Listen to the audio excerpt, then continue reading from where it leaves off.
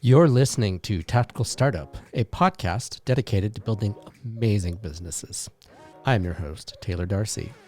In this podcast, we explore ways to innovate, improve, and level up your business through sales, marketing, automation, and business planning. Successful businesses pivot when times are bad and stay the course when times are good. We will have guests from different walks of life to help you see that success is not only possible, but even probable, no matter when or where you start. Through hard work and strategic planning, you can have the entrepreneurial life you've always dreamed. Tune in weekly to level up your business.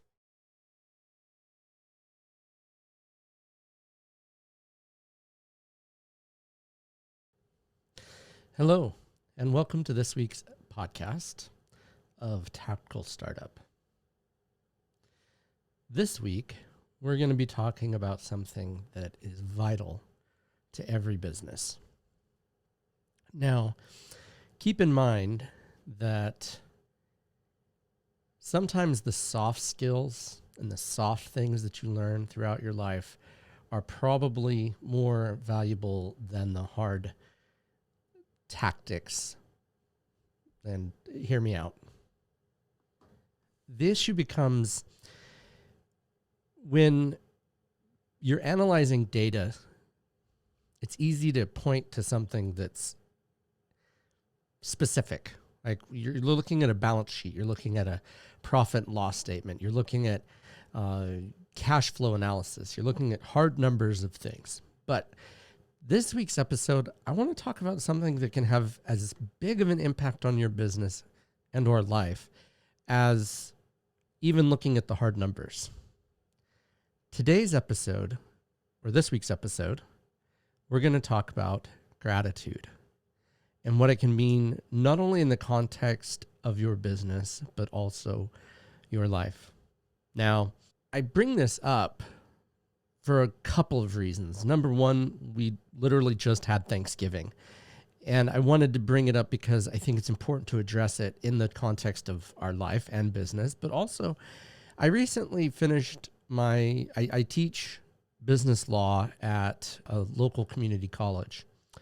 And I really enjoy it. It's quite interesting to watch the look on people's faces when the things that they learned about law in the media aren't necessarily true, and that I get to educate them and help them to look at world events and things that happen in the world with a more critical eye and question things that they wouldn't normally have questioned, but also have a respect for their own research and their own willingness to succeed despite the odds. And certainly this term, these last two terms with the pandemic being where it's at, have been very, very challenging. At the end of every term so far, people will email me asking for extra credit or extra points, or can I make up this assignment, or can I make up that assignment? And I have a firm, no, you can't make up that assignment policy, because I'm a big believer that if you want a grade or if you want to whatever it is that you want, that you'll work to get it. And just like I have to work for my clients, I don't get paid unless I do my work. I don't sit on nothing and get something. That's just not how life is. But this year during the pandemic, or this term, I really felt like that there was a bigger lesson here to be learned for my students. And that was that sometimes, just like in swimming, right, you can do different dives. And because the degree of difficulty, even though you might go lower points on that dive, the degree of difficulty makes it so that it's actually harder than an easier dive because of the degree of difficulty.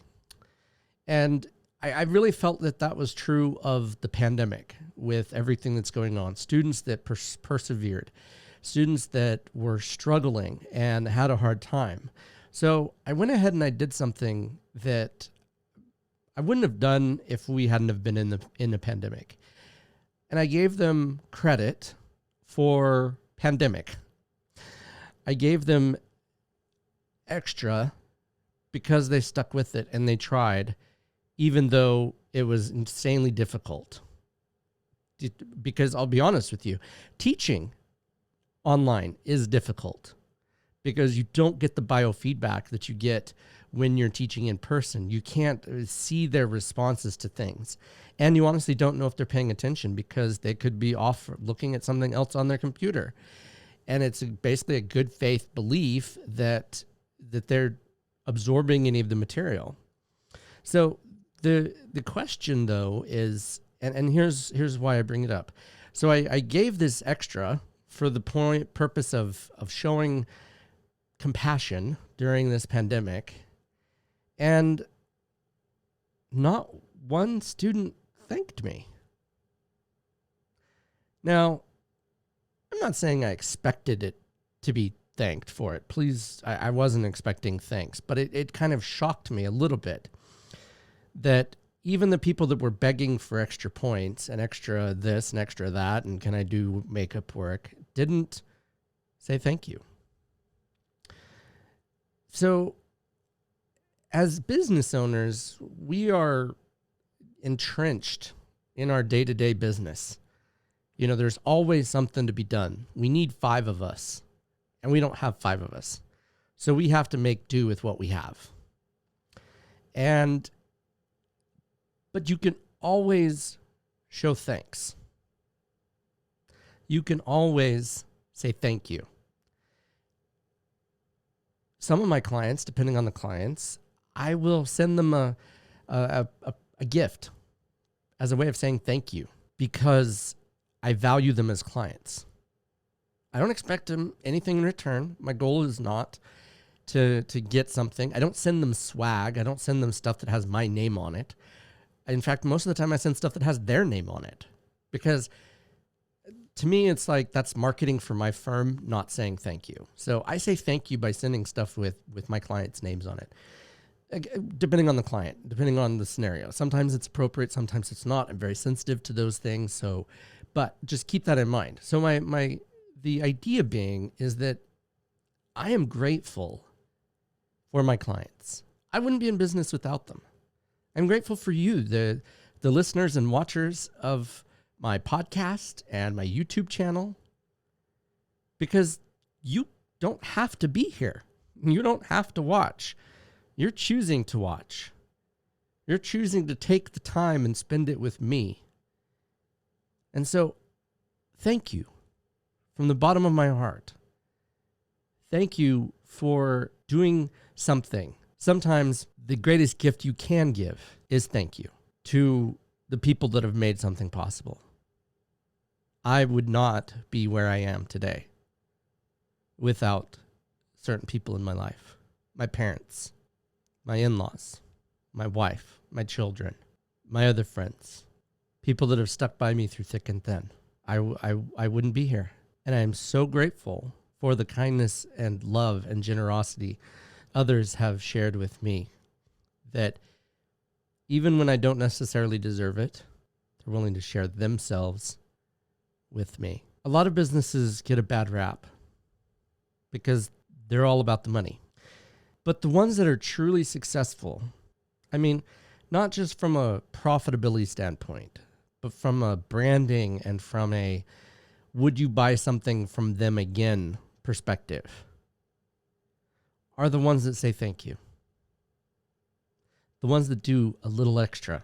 The word extraordinary or extraordinary all comes with a little extra.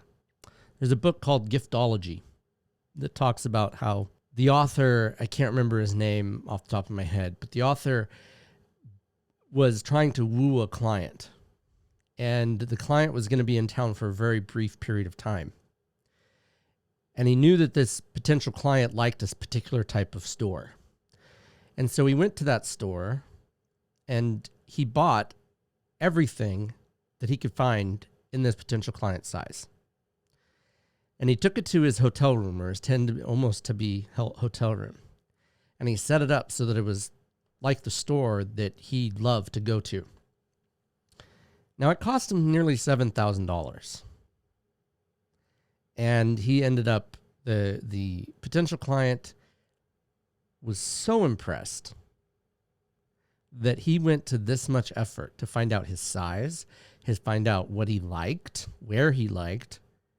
Guess what? He became a client. because he went the extra step. The difference, and I hope you've heard this before, but if you haven't heard this before, the difference between ordinary and extraordinary is extra.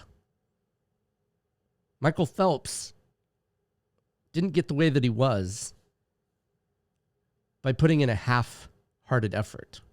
Michael Jordan, every great person in history got where they were because they did a little extra.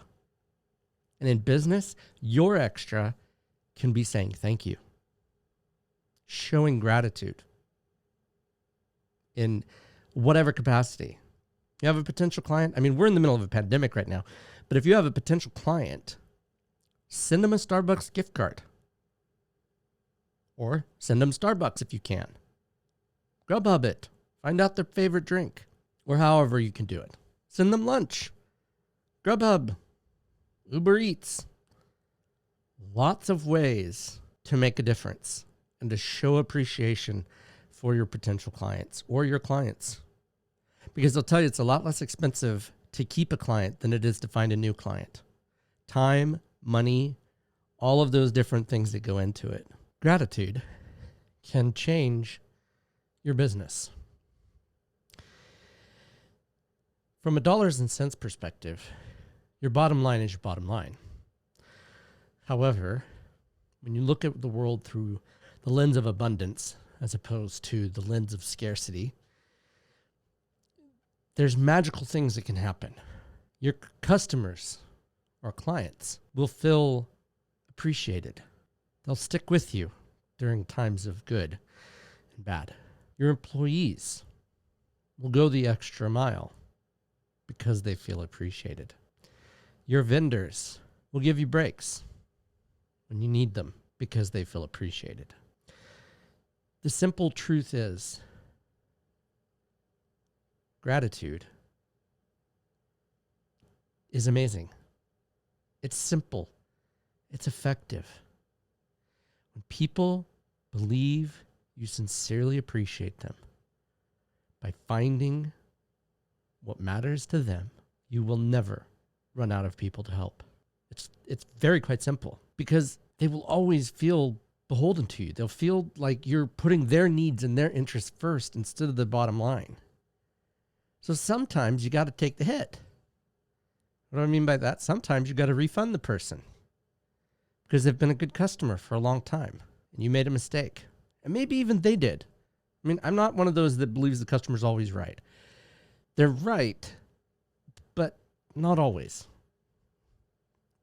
But even when they're wrong, if this customer's been a good customer for years, I mean, we're talking many, many years, why not have the goodwill to do the right thing, even if they're wrong? Several years ago, I was driving for Uber. Just trying to make ends meet, doing my thing. I was rear-ended. Now, I'm not going to go into the crazy details of this story, but my insurance company wouldn't cover it. I've been with that insurance company for years. I mean, well past what it would have cost them to fix my car. I mean, they've made a profit on me for years. And yet, despite being a good customer for years, I mean, 15, 20, something like that, long time, they refused. Now, sure, that's the letter of the contract, but they lost a customer that day. They lost the goodwill of a customer because they made a choice to uphold their contract over or enforce their contract over doing the right thing. How much more grateful would I be if they said, you know what, you've been such a great customer for all these years, haven't gotten in any accidents. Heck, this one wasn't even your fault. It wasn't my fault. Someone rear-ended me. You've been a customer all of these years. Wasn't your fault. We're going to go ahead and make an exception and fix it. But no, they chose not to. I'll never recommend them to anybody else. Because when the chips were down, rather than doing the right thing, the grateful thing, the thing that said, I am happy that you've been our customer for these many years, and we hope to be a customer for many more years. They said no. And it wasn't even that much. I mean, it was, a decent amount. It wasn't nothing. But, we're not talking like $50,000, $60,000 here. I think it was like $4,000. And they said no. Don't be that insurance company. Be better. Be thankful. Be grateful. Even in the darkest of nights, even no matter what you are going through, you can always, always find something to be grateful for. It may not be a perfect day, but there are always stars. There's always rain. There's always something. So I would challenge you, whether it be business or your personal life. Oh, I'm not perfect. My wife is a lot better than I am at being grateful. I struggle. As a general nature, I tend to be a little more on the realistic side. Not quite a pessimist. I struggle. I have to actively work to find good. Not because it's not there. It's just that that's something that I struggle with. It's something I've always struggled with.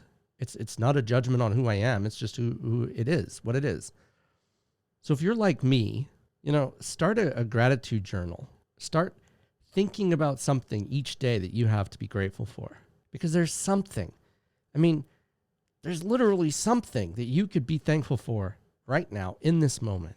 As you're listening to this or watching this, be grateful for something. One thing that I'm exceptionally grateful for is the technology that we have in order for me to do this.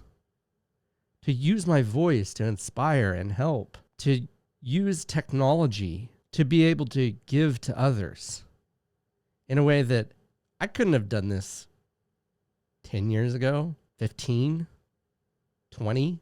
This technology has made it so that I could reach thousands of people, millions of people. You don't get that. We've been in this amazing media age. It used to take months to travel across country, and now we can do it in a couple of hours, days, if needed. Flying. You can fly halfway around the world. You can fly almost the entire world, if I'm not mistaken, in less than a day. Or a day total. Life isn't always good. We all have problems, and we're in the middle of a pandemic right now. I completely get that.